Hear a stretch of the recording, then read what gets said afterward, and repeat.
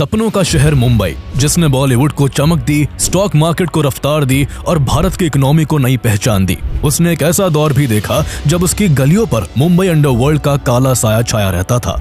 यहाँ बंदूकों की आवाज, सुपारी किलिंग्स, एक्सटॉर्शन कॉल्स और एनकाउंटर की खबरें रोज की हेडलाइंस बन चुके थे। 1970s और 80s में जब शहर मिल स्ट्राइक्स, अनएम्प्लॉयमेंट और स्मगलिंग के दौर से गुजर रहा था, उसी वैक्यूम में अंडरवर्ल्ड ने जड़ें जमाई। हाजी मस्तान, करीम लाला, वरदराजन मुदलियार जैसे नामों से शुरू हुई ये दुनिया धीरे धीरे दाऊद इब्राहिम, अरुण गावली, मन्या सुर्वे और छोटा राजन जैसे खतरनाक चेहरों तक पहुंच गई। बॉलीवुड से लेकर बिल्डर्स तक, पोर्ट से लेकर पुलिस तक, हर जगह अंडरवर्ल्ड का दबदबा था। मुंबई में लोग घरों से निकलकर काम पर तो जाते थे, लेकिन उन्हें ये पता नहीं होता था कि वो जिंदा अपने घर लौटेंगे या नहीं। लेकिन मिड 1990s आते आते तस्वीर बदलने लगी और मुंबई अंडरवर्ल्ड का खौफ धीरे धीरे कम होने लगा। कई गैंगस्टर्स आपसी गैंग वॉर में मारे गए, कई पुलिस एनकाउंटर के डर से भारत छोड़कर विदेश भाग खड़े हुए, तो सैकड़ों गैंगस्टर्स पुलिस एनकाउंटर में बेमौत मारे गए। एनकाउंटर स्पेशलिस्ट दया नायक, प्रदीप शर्मा, विजय सालास्कर जैसे ऑफिसर्स का राइज हुआ, जिनका मुंबई अंडरवर्ल्ड के लिए सिर्फ एक ही मैसेज था, या तो मुंबई छोड़ दो या फिर हमारे हाथों मारे जाओ। लेकिन सवाल यह है कि जिस अंडरवर्ल्ड से पूरा सिस्टम कांपता था, जिससे पुलिस और पॉलिटिकल प्रोटेक्शन मिली हुई थी, आखिर उसका अंत कैसे हुआ? क्या सिर्फ इसे एनकाउंटर्स ने खत्म किया या फिर लॉ एनफोर्समेंट और बदलती हुई मुंबई ने मिलकर इस एम्पायर को गिराया? और गवर्नमेंट द्वारा बनाया गया वो कौन सा कानून था जो मुंबई अंडरवर्ल्ड के ताबूत में आखिरी कील साबित हुआ? इंडिपेंडेंस के बाद जब इंडिया अपने पैरों पर खड़ा होने की कोशिश कर रहा था, उसी दौर में मुंबई, जिसे तब बॉम्बे कहा जाता था, एक ऐसे शहर के रूप में उभर रहा था जहां लाखों लोग अपने सपनों को पूरा करने की तलाश में आ रहे थे। गांवों और दूर दूर के शहरों से भारी माइग्रेशन हो रहा था और लोग टेक्सटाइल मिल्स, पोर्ट्स और फैक्ट्रीज में काम पाने की उम्मीद लेकर मुंबई पहुंच रहे थे। लेकिन हकीकत ये थी कि यहाँ जॉब सीमित थी, रहने की जगह कम थी और गरीबी तेजी से बढ़ रही थी। इससे मिल एरियाज और डॉकयार्ड्स के आसपास स्लम्स फैलने लगे। स्लम्स में वही लोग रहा करते थे जिनकी इकोनॉमिक कंडीशन बेहद खराब थी और जो लोग अपने परिवार के लिए 2 वक्त की रोटी भी नहीं जुटा पाते थे। इसी क्लटर ने उन गरीबों में से काफी लोगों को गलत काम करने की दिशा में मोड़ दिया और उन स्लम्स में धीरे धीरे एक पैरेलल इकोनॉमी जन्म लेने लगी जो काले कारोबार पर आधारित थी। काले कारोबार तब ज्यादा फलने फूलने लगे जब इंडिपेंडेंस के बाद इंडियन गवर्नमेंट ने डोमेस्टिक मैन्युफैक्चरिंग को बढ़ावा देने के लिए प्रोटेक्शनिस्ट इकोनॉमिक पॉलिसीज अपनाई। कुछ सामानों के इंपोर्ट पर कंडीशनल रिस्ट्रिक्शंस लगा दिए गए ताकि उनका लिमिटेड इंपोर्ट हो सके, तो कई आइटम्स के इंपोर्ट को टोटली बैन कर दिया गया। उस दौर में इलेक्ट्रॉनिक सामान, महंगी घड़ियां, गहने और लग्जरी गुड्स जैसी चीजों पर इंपोर्ट टैक्स 100% से भी ज्यादा लगता था। कुछ लग्जरी सामानों पर तो टैक्स 355% तक का था। यही वो चीजें थी जो सोसाइटी में वेल्थ का सिंबल मानी जाती थी। ये सब चीजें तब कुछ ही समय पहले आजाद हुए इंडिया में बनती नहीं थी, इसलिए इंडिया में बहुत से लोग इन चीजों को तस्करी के जरिए मंगवाते थे। इसके अलावा बॉम्बे प्रोहिबिशन एक्ट 1949 के बाद से बॉम्बे में शराब पर भी कड़ी पाबंदी लग गई थी। इस एक्ट की शर्तें इतनी सख्त थी कि कफ सिरप्स तक बैन कर दिए गए क्योंकि उनमें कुछ मात्रा में अल्कोहल होता है। गवर्नमेंट बैन की वजह से अल्कोहल की प्राइसेस आसमान छूने लगी और शराब की ब्लैक मार्केट तेजी से बड़ी होने लगी। इस तरह झुग्गियों में धूल फांक रहे लोगों को मुंबई में इल्लीगली शराब बेचने और लग्जरी गुड्स की तस्करी के जरिए पैसा कमाने का एक बड़ा मौका दिखा। चूंकि काम इल्लीगल था तो उसमें पैसा भी ज्यादा था। जहां पैसा होता है वहां पावर भी होती है और जहां पावर होती है वहां लड़ाई, झगड़े और क्राइम एक आम बात बन जाते हैं। आगे चलकर मुंबई में भी यही हुआ। शुरुआत में काम छोटे लेवल पर हुआ, लेकिन इसमें इतना पैसा इन्वॉल्व था कि ये एक स्ट्रक्चर्ड बिजनेस बन गया। दूसरी तरफ मुंबई की पुलिसिंग सिस्टम कमजोर और करप्ट थी।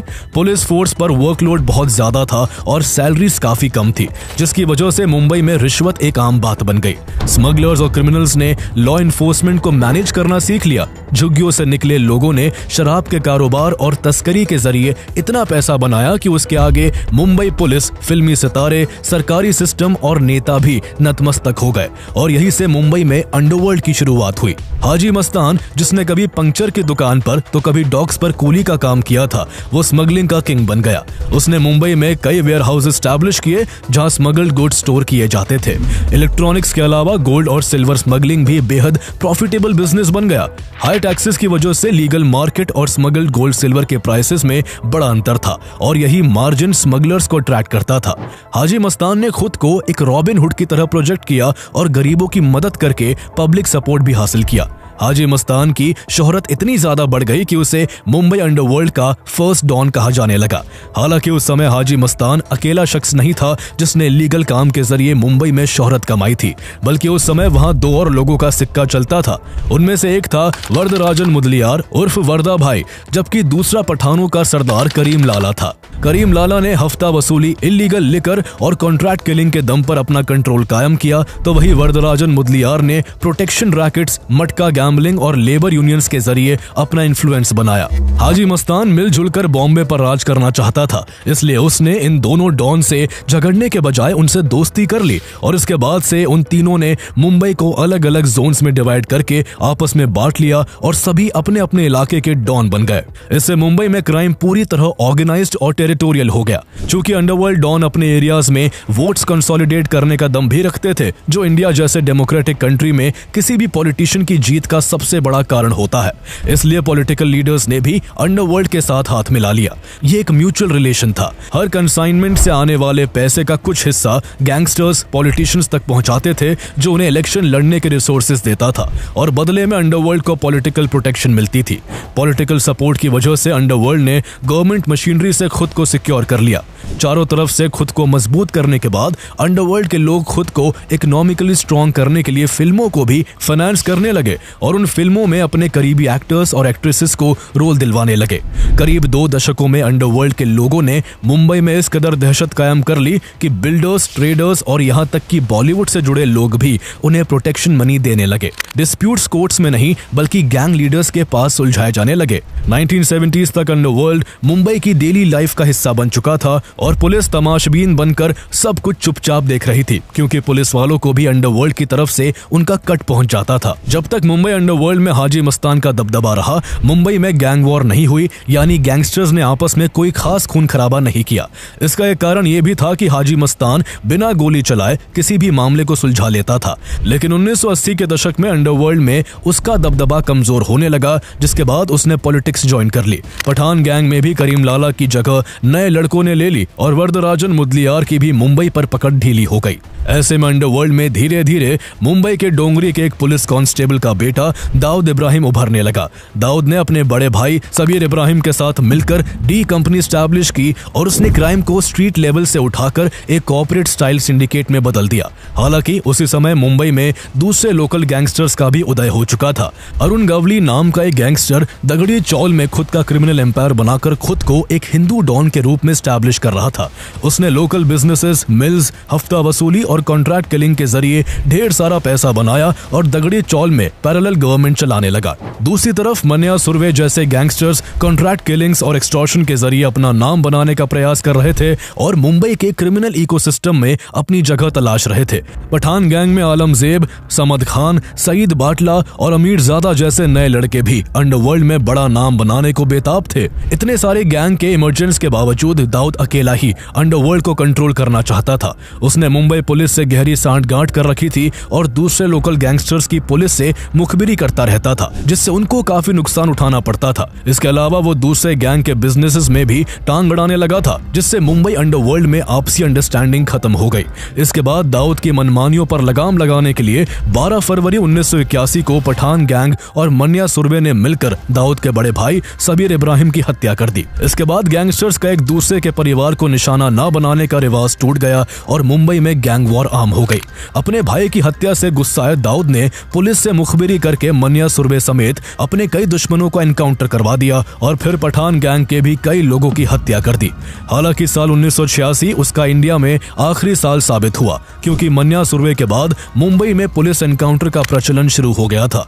मुंबई पुलिस ने दाऊद को शुरुआत में काफी सपोर्ट किया था और कई बार उसके गलत कामों पर अपनी आंखें मूंद ली थी, लेकिन अब दाऊद को भी डर लगने लगा था कि अगर वो कुछ दिन इंडिया में और रहा तो यहाँ उसका भी एनकाउंटर हो जाएगा। इसलिए 1986 में उसने भागकर दुबई में शरण ले ली और इंडिया में डी कंपनी को ऑपरेट करने की जिम्मेदारी अपने राइट हैंड छोटा राजन को सौंप दी। दाऊद के दुबई भागने के बाद मुंबई अंडरवर्ल्ड को सिर्फ मुंबई तक सीमित न रखकर दुबई, पाकिस्तान और साउथ ईस्ट एशिया तक फैला दिया गया।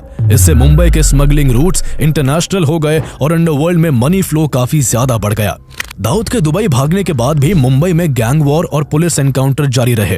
डी कंपनी की मुखबिरी के चलते पुलिस ने रमा नायक का एनकाउंटर कर दिया। रमा नायक को अशोक जोशी और अरुण गावली अपना गुरु मानते थे, इसलिए दोनों ने अपने हुक्मरान की मौत का बदला लेने और पब्लिक के दिमाग में दाऊद का डर खत्म करने के लिए 21 नवंबर 1988 को उसके फाइनेंशियल एडवाइजर सतीश राजे को बीच सड़क पर कार में ही गोलियों से भून डाला। लेकिन यह बदला अशोक जोशी के लिए भी जानलेवा साबित हुआ। सतीश राजे की हत्या के केवल 13 दिन बाद 4 दिसंबर 1988 को अशोक जोशी जब अपने 3 दोस्तों के साथ मारुति 800 में बैठकर पुणे जा रहा था तो छोटा राजन और उसके 14 गुर्गों ने उसकी गाड़ी पर करीब 180 राउंड्स फायरिंग की, जिससे अशोक जोशी और उसके तीनों दोस्त मारे गए।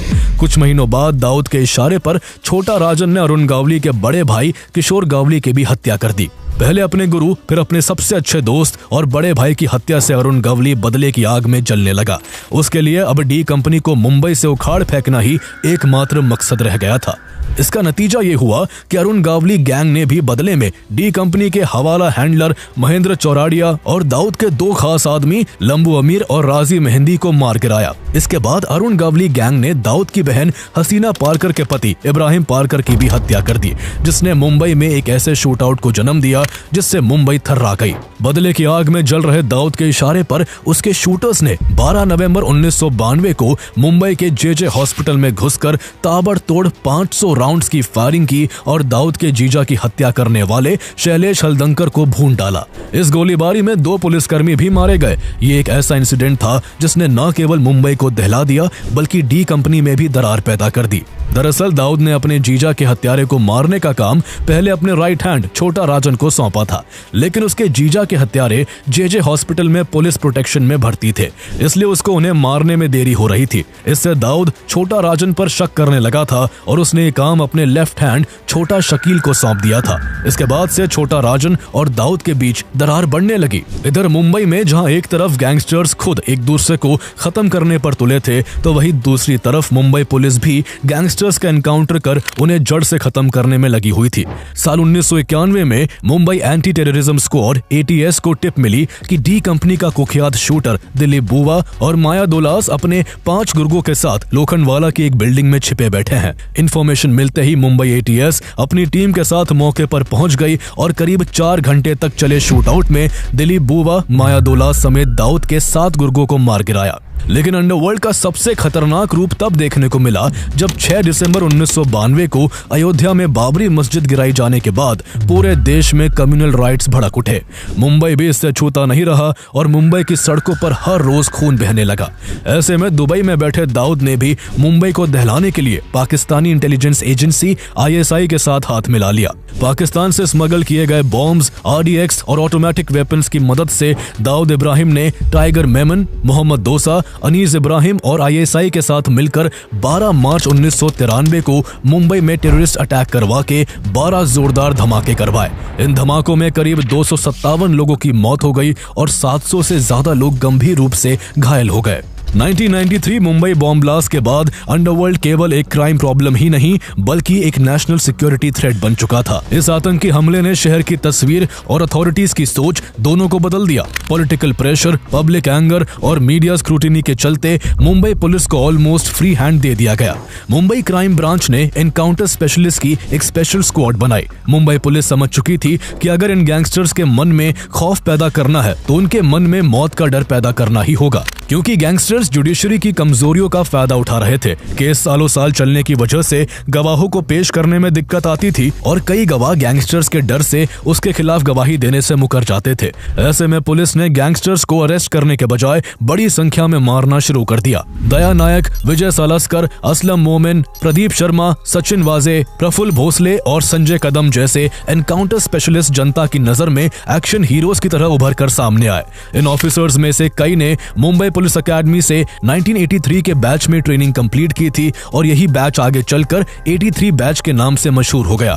एनकाउंटर्स की ये सीरीज वैसे 1982 से ही शुरू हो गई थी, जब पुलिस ऑफिसर्स राजा सबनानी और इसाक बागवान ने वडाला में गैंगस्टर मन्या सुरवे का एनकाउंटर किया था। इसके बाद साल 1993 तक और भी कई एनकाउंटर्स हुए, लेकिन इसमें तेजी 83 बैच के एक्टिव होने के बाद आई। 83 बैच पहली बार 6 मई 1993 को चर्चा में आया, जब 36 गैंग वॉर में इन्वॉल्व इन्वॉल्व्ड सुभाष मकड़वाला को विजय सालस्कर, प्रदीप शर्मा और इंस्पेक्टर शंकर कामले ने 13 गोलियां दागकर भून डाला। इसके बाद लगातार कई एनकाउंटर्स हुए जिनमें डी कंपनी समेत कई गैंग्स के टॉप शूटर्स मारे गए। अब गुनाहों की सजा लंबे कोर्ट ट्रायल के बाद नहीं बल्कि पुलिस की गोलियों से दी जाने लगी थी।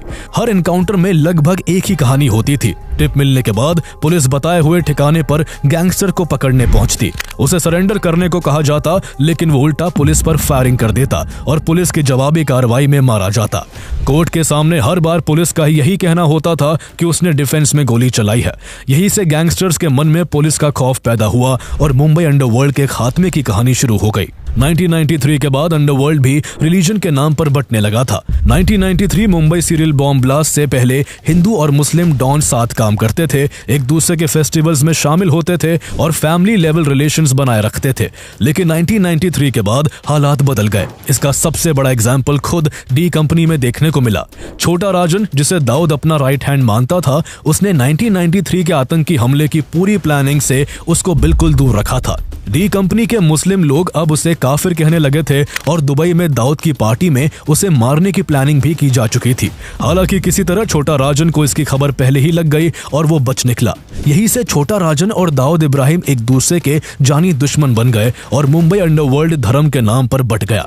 इसके बाद छोटा राजन अपना अलग गैंग चलाने लगा और खुद को हिंदू डॉन साबित करने के लिए उसने मुंबई अटैक के उन आरोपियों की हत्याएं करवानी शुरू कर दी जो जमानत पर बाहर थे। उसने दाऊद के favourite narco terrorist फिल्लू Khan अलायस Bakhtiyar Ahmad Khan को ढेर कर दिया जो 1993 मुंबई ब्लास्ट में भी शामिल था।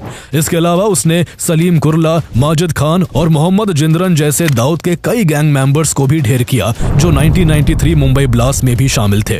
उसने आगे चलकर दुबई में दाऊद के एक बहुत खास आदमी शरद शेट्टी को भी मरवा दिया। उसने कई बार दाऊद को भी मारने की कोशिश की लेकिन वो हर बार नाकाम रहा। इस दौरान मुंबई में पुलिस की एनकाउंटर किलिंग्स भी जारी रही। जो गैंगस्टर्स पहले खुलेआम घूमते थे वो अंडरग्राउंड हो गए या मुंबई छोड़कर भाग गए। दुबई, नेपाल, मलेशिया जैसे रूट्स जो पहले क्राइम के लिए इस्तेमाल होते थे अब एस्केप के रास्ते बन गए। इस दौरान अरुण गावली गैंग और अमरनाथ गैंग पर भी पुलिस ने जबरदस्त कार्रवाई की। अरुण गावली गैंग को खत्म करने में पुलिस ऑफिसर विजय सालस्कर की अहम भूमिका थी। सालस्कर रोज दगड़ी चौल के बाहर अपनी पुलिस जीप खड़ी करके बोनेट पर बैठकर घंटों अरुण गावली का इंतजार करते थे।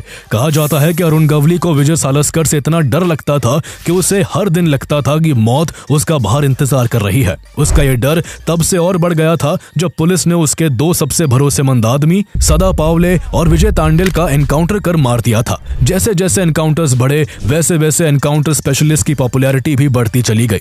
इस स्क्वाड ने अंडरवर्ल्ड का मोराल तोड़ने में अहम भूमिका निभाई और उन लोगों के मन में भी मौत का डर बैठा दिया जो कभी दूसरों की जिंदगी की कोई कीमत नहीं समझते थे। इस स्क्वाड ने अपने ऑपरेशंस में 600 से ज्यादा गैंगस्टर्स को एलिमिनेट या न्यूट्रलाइज किया और 2005 तक आते आते मुंबई से अंडरवर्ल्ड का लगभग सफाया कर दिया। कहा जाता है कि मुंबई पुलिस के इन सभी ऑफिसर्स में गैंगस्टर्स के एनकाउंटर्स करने के लिए एक दूसरे से आगे निकलने की होड़ लग गई थी। आलम यह था कि इंस्पेक्टर प्रदीप शर्मा के नाम 312, इंस्पेक्टर दया नायक के नाम 83, इंस्पेक्टर प्रफुल्ल भोसले के नाम 77, इंस्पेक्टर रविंद्रनाथ आंग्रे के नाम 54, असिस्टेंट इंस्पेक्टर सचिन वाजे के नाम 63 और इंस्पेक्टर विजय सालस्कर के नाम 61 एनकाउंटर दर्ज है। एनकाउंटर के जरिए इंस्पेक्टर प्रदीप शर्मा इतने फेमस हो गए थे कि टाइम मैगजीन ने उन्हें अपने इंटरनेशनल एडिशन के कवर पर जगह दी थी।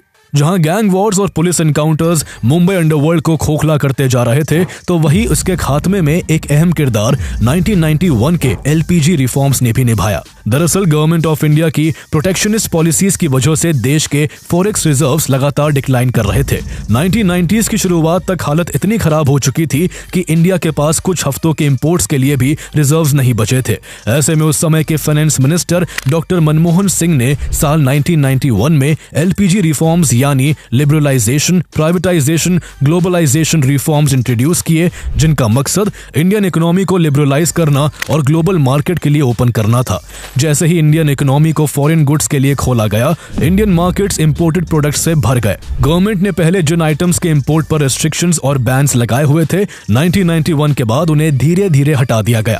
स्मगलिंग मुंबई अंडरवर्ल्ड के लिए इनकम का एक मेजर सोर्स हुआ करती थी, लेकिन एलपीजी रिफॉर्म्स ने अंडरवर्ल्ड के इस पूरे बिजनेस बिजनेस मॉडल को तबाह कर दिया, क्योंकि जिन आइटम्स को अंडरवर्ल्ड इलीगल तरीके से स्मगल करता था वही प्रोडक्ट्स अब लीगली मार्केट में अवेलेबल होने लगे।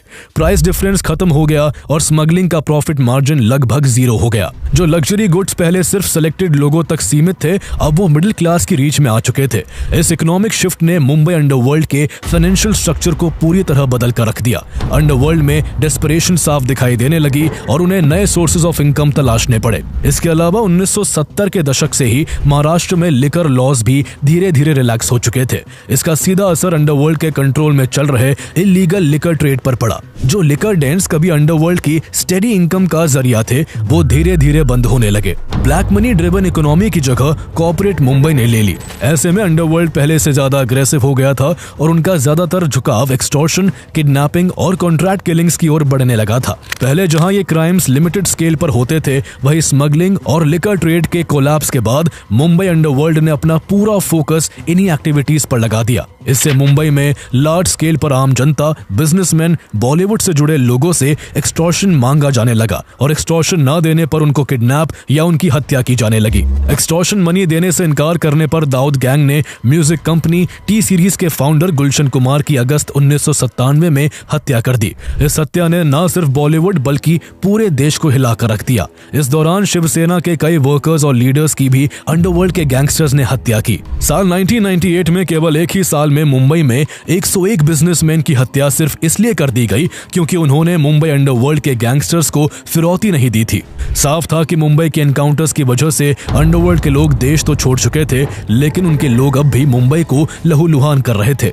ऐसे में इसी साल करीब 800 ट्रेड रिप्रेजेंटेटिव्स बिरला क्रीड़ा केंद्र में इकट्ठा हुए। वहां उन्होंने कोलैप्सिंग लॉ एंड ऑर्डर को लेकर उस समय के महाराष्ट्र के CM Manohar Joshi, deputy CM Gopinath Munde, DGP और मुंबई पुलिस कमिश्नर के सामने जमकर गुस्सा निकाला। उन्होंने ब्लैक दिवाली मनाने और टैक्सेस ना देने की धमकी तक दे दी। ऐसे में महाराष्ट्र गवर्नमेंट पर इन गैंगस्टर्स को जड़ से उखाड़ फेंकने का चौतरफा दबाव बन गया। भले ही पुलिस एनकाउंटर्स की वजह से अंडरवर्ल्ड की ताकत काफी कम हुई थी, लेकिन अब एक ऐसे कानून की जरूरत भी महसूस की जा रही थी जो ऑर्गेनाइज क्राइम को रोकने में मदद करे। ऐसे में साल 1999 में महाराष्ट्र सरकार ने मकोका यानी Maharashtra control of organise crime act लागू किया। इसमें पुलिस को चार्जशीट दाखिल करने की समय सीमा जो पहले 60 से 90 दिनों की थी, उसे बढ़ाकर 180 दिन तक कर दिया। जहां पहले पुलिस किसी को 15 दिनों तक रिमांड पर रख सकती थी, वही मकोका में पुलिस रिमांड 30 दिनों तक की कर दी गई। इसके अलावा मकोका के तहत दोषी पाए जाने पर कम से कम 5 साल की जेल की सजा, जबकि अपराध बड़ा होने पर फांसी तक की सजा दी जा सकती है। मकोका के केसों की सुनवाई भी स्पेशल मकोका कोर्ट में होती है। यानी एक ऐसा कड़ा कानून था जिसके शिकंजे में एक बार आने के बाद छूटना काफी मुश्किल था। इसके बाद अंडरवर्ल्ड के लोगों की प्रॉपर्टी सीज होने लगी, बैंक अकाउंट्स फ्रीज होने लगे और उनका पॉलिटिकल प्रोटेक्शन कमजोर पड़ गया। अंडरवर्ल्ड धीरे धीरे स्ट्रीट से गायब होने लगा। जो माफिया कभी मुंबई को कंट्रोल करता था, वो अब सर्वाइवल मोड में था। स्ट्रीट्स, पुलिस स्टेशंस और कोर्ट्स हर जगह सिस्टम का पलड़ा भारी हो चुका था। इसके अलावा इन्वेस्टिगेटिव एजेंसीज जैसे सीबीआई, ईडी और दूसरी एजेंसीज को ज्यादा पावर्स मिली। Encounter operations, fast track courts और स्ट्रिक्टर लॉज की वजह से गैंगस्टर्स के लिए मुंबई में टिके रहना मुश्किल हो गया। इसी बीच कई बड़े अंडरवर्ल्ड डॉन्स लॉ के शिकंजे में आए। पाकिस्तान द्वारा भेजे गए वेपन्स और एक्सप्लोजिव्स जो 1993 मुंबई बॉम्ब ब्लास्ट में इस्तेमाल हुए, उन्हें मुंबई तक लाने और टी सीरीज के ओनर गुलशन कुमार की हत्या करवाने वाले अबू सलेम को पोर्चुगल में अरेस्ट किया गया और लंबी लीगल प्रोसेस के बाद साल 2005 में इंडिया एक्स्ट्राडाइट किया गया। उसकी गिरफ्तारी ने डी कंपनी की ऑपरेशनल बैकबोन तोड़ दी और वो आज भी नासिक रोड सेंट्रल जेल में कैद है। अरुण गवली को भी 2008 में हत्या के जुर्म में अरेस्ट कर जेल भेज दिया गया। वही छोटा राजन, जो दाऊद का सबसे बड़ा दुश्मन बन चुका था, उसे भी साल 2015 में इंडोनेशिया के बाली में अरेस्ट करके इंडिया लाया गया और जेल की सलाखों के पीछे डाल दिया गया।